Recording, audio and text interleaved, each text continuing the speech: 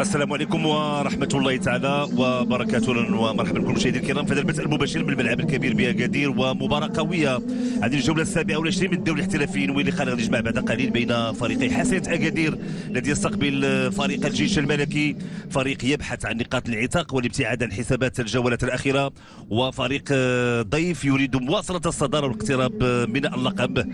فريق حسنية أكادير صاحب الرتبة 13 27 نقطة، والذي غاب عنه الانتصار خلال الجولتين الماضيتين. امامنا الاطارين نصر الدين النبي والاطار الوطني عبد الهادي سكتيوي.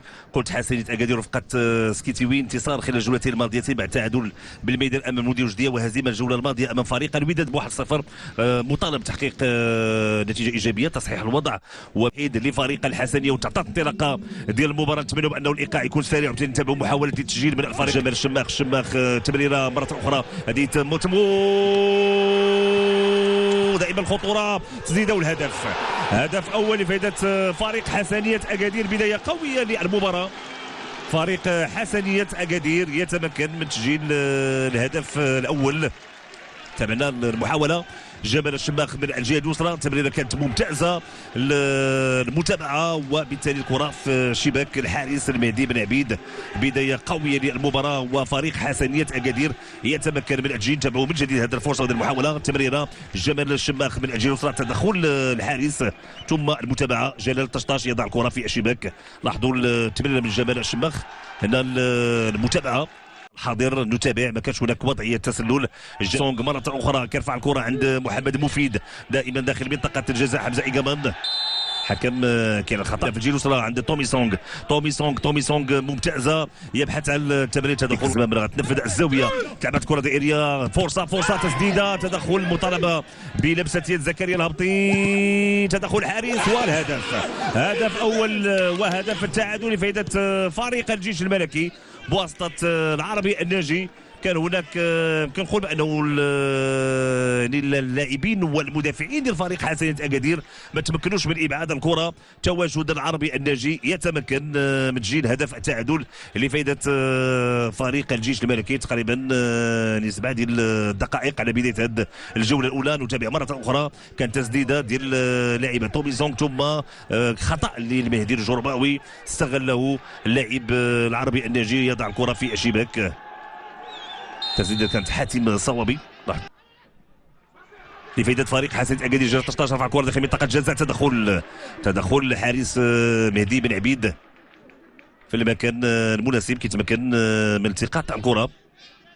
فرصه زكريا الهبطي دخل داخل منطقه الجزاء. زكريا الهبطي تدخل ممتاز للجهه اليمنى عند حمزه ايغامان ثم زكريا الهبطي، امكانيه الدخول. الحكم كيقول ضربه مرمى، كان تغطيه من طرف اللاعب الاحترافي تومي سونغ وتدخل ايغامان تومي سونغ، دخول داخل منطقه الجزاء، فرصه ابعاد الكره من طرف حسن بي، تمريره من البوتسوي اللي يأتي لعبه الكره دائريه داخل منطقه الجزاء، فرصه تسديده وكره ترتطم بالقائم.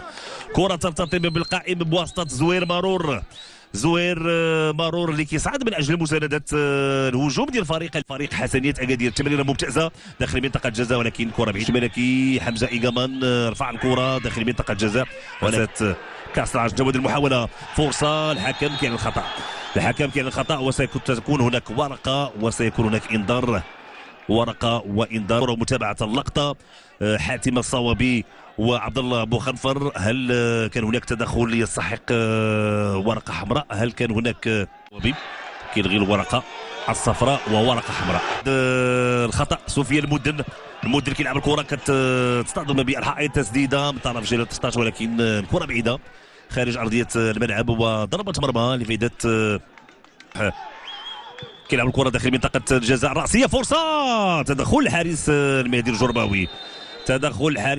الجرباوي في الوقت الحكم محاولة تمرير رفع الكرة، البحث على أحد اللاعبين وكانت بعيدة شيء ما أمين زحزوح. تسديدة محمد مفيد، طموحات أكيد الجماهير وحتى المسؤولين ديال الأندية اللي كيبحثوا دائما على أنه اللاعبين يسجلوا أهداف ويحققوا أرقام تكون أرقام متميزة.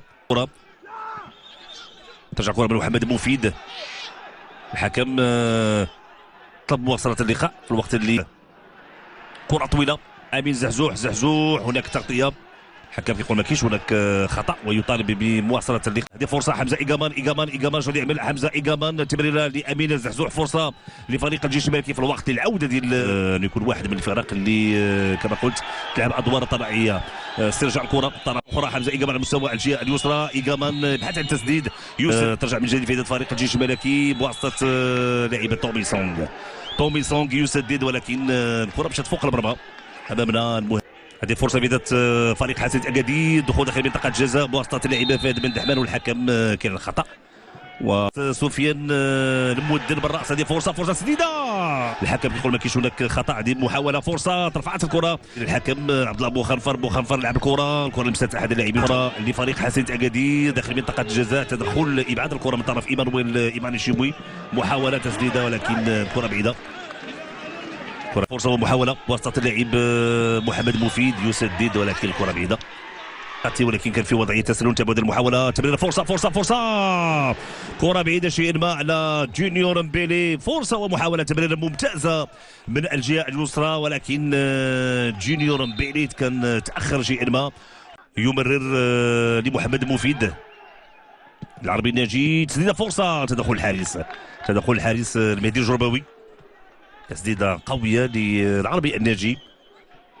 متابع من جديد امين زحزوح لمحمد مفيد، وضع امين زحزوح رفع الكره داخل منطقه الجزاء الراسيه، فرصه والكره ترتطم بالقائم، كان فرصه لفائده فريق الجيش الملكي.